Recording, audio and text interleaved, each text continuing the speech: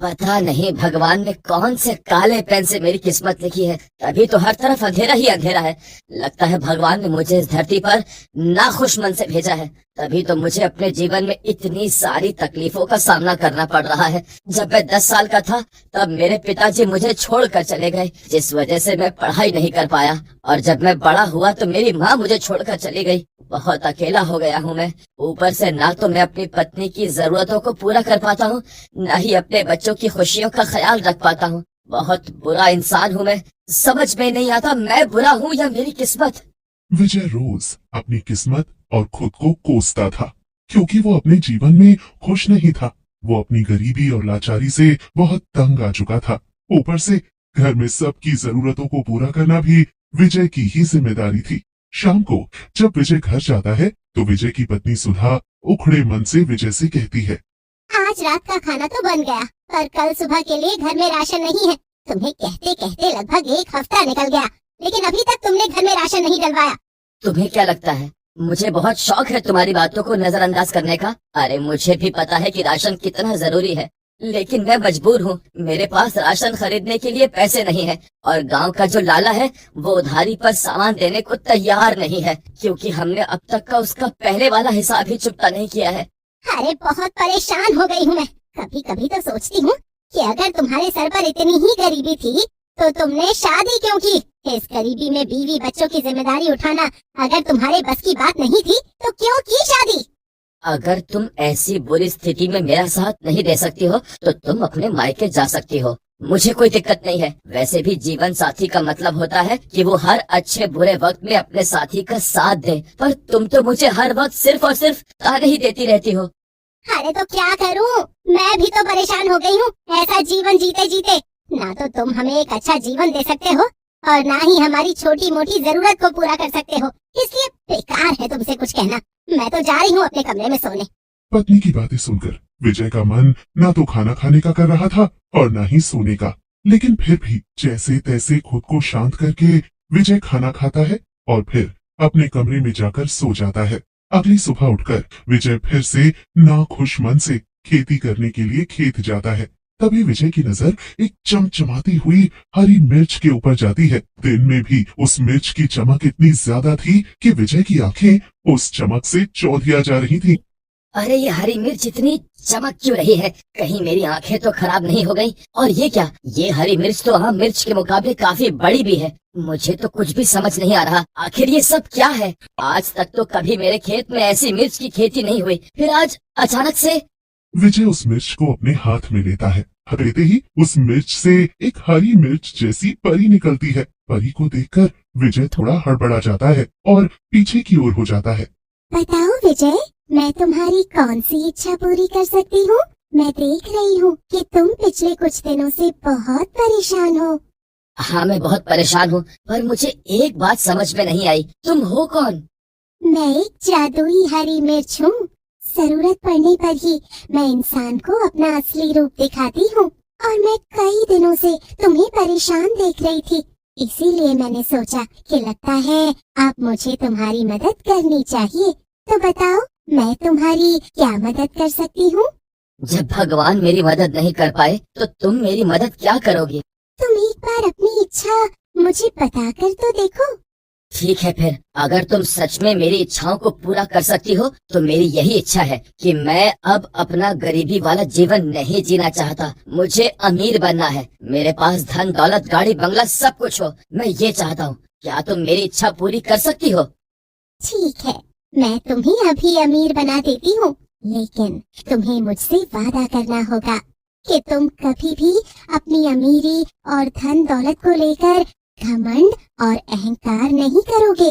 हमेशा तुम्हारे दरवाजे पर आने वाले गरीब जरूरतमंद लोगों की तुम मदद करोगे, कभी किसी को खाली हाथ नहीं रखोगे।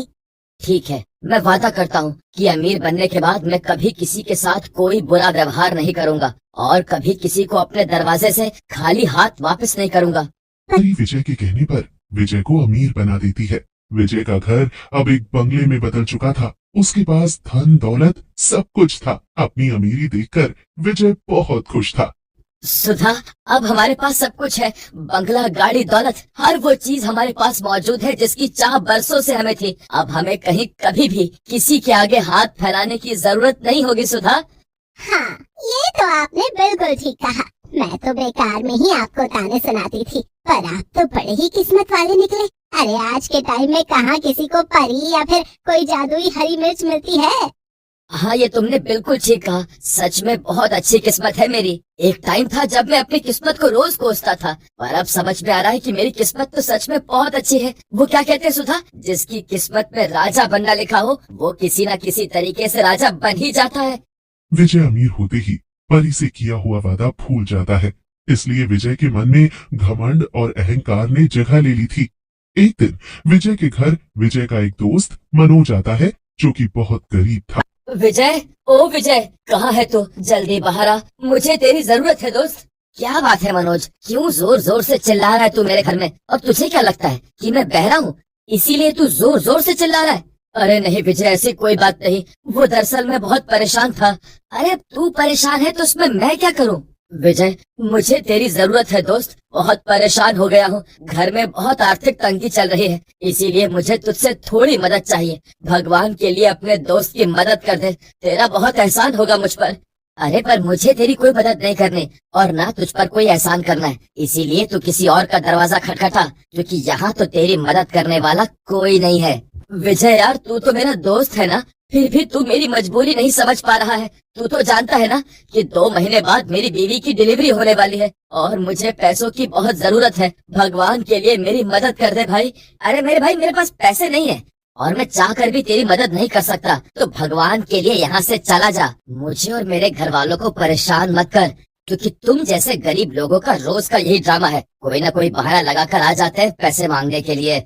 विजय मनोज की बेइज्जती करके उसे भगा देता है। बेचारा मनोज उदास परेशान होकर वहां से चला जाता है और थोड़ी देर बाद विजय अपनी गाड़ी में बैठकर कहीं जा रहा होता है कि तभी रास्ते में विजय को एक भिखारी नजर आता है। भिखारी को देखकर विजय अपनी गाड़ी दूसरे रास्ते की ओर मोड़ने लगता है। तभी भिखारी भागता हुआ विजय की गाड़ी के आगे आ जाता है, जिससे विजय को बहुत गुस्सा आता है। अबे ओए भिखारी, तुझे मरने के लिए मेरी ही गाड़ी मिली थी क्या? अगर मरने का इतना ही शौक है तो कहीं और जाकर मर। मेरी गाड़ी के आगे आकर क्यों मरना चाहता है तू?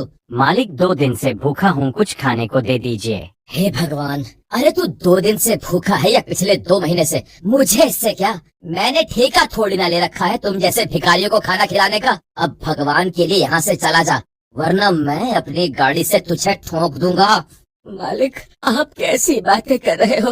माना कि मैं गरीब भिखारी हूँ, पर इसका मतलब ये नहीं कि आपकी नजर में मेरी कोई कीमत ना हो।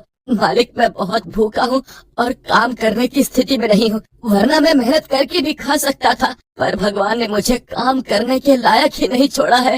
देख, अपना दुख दर्द तो किसी और को जाकर सुना। तेरे जैसे बहुत देखे हैं मैंने, जब देखो तब कहीं न कहीं से मुंह उठाकर चले आते हैं भीख मांगने के लिए। मेरे पास तुम जैसों के लिए बिल्कुल भी टाइम नहीं है। विजय के ऐसा कहते ही वो भिखारी उसी जादुई हरी मिर्च वाली परी का रूप ले लेता है। परी को देखकर विजय को परी से किया हुआ वादा याद आने लगता है और विजय हाथ जोड़कर परी से कहता है, परी, तुम? परी, मुझे नहीं पता था कि तुम मेरी परीक्षा ले रही हो। देखो, भगवान के लिए मुझे माफ कर दो, मैं थोड़ा सा अहंकारी हो गया था, इसीलिए मैंने ये सब किया, वरना सच बताऊं तो मैंने कभी नहीं सोचा था कि मैं कभी किसी के साथ ऐसा करूंगा। मुझे माफ कर दो। विजय, मुझे कुछ भी सुनने और समझने की जरूरत नहीं है। जिस दिन मैंने तुम्हें अमीर बनाया था, उस दिन से ही मेरी नजर तुम पर थी, क्योंकि मुझे अच्छे से पता था कि तुम आगे जाकर ये सब जरूर करोगे। इसीलिए मैंने तुम्हें आईना दिखाने के लिए ये सब किया है। इंसान को हमेशा अपना बुरा वक्त याद रखना चाहिए, पर तुमने ऐसा नहीं किया। तुमने ना तो अपना बुरा वक्त याद रखा और ना ही मुझसे किया हुआ वादा।